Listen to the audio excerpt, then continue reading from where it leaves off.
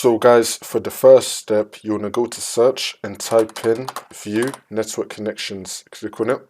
And now once you're on this, you want to find your network adapter, double click on it, and then click on properties, and then click on Internet Protocol version 4.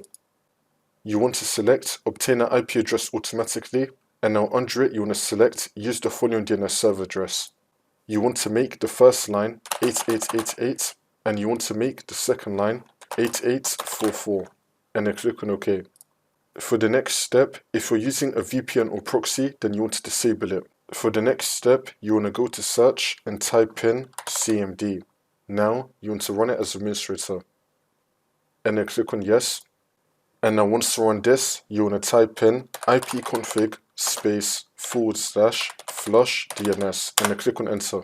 And now you want to type in netsh space winsock space reset, and then click on enter again. And now for the last step, you want to restart your computer, and then the problem should be fixed.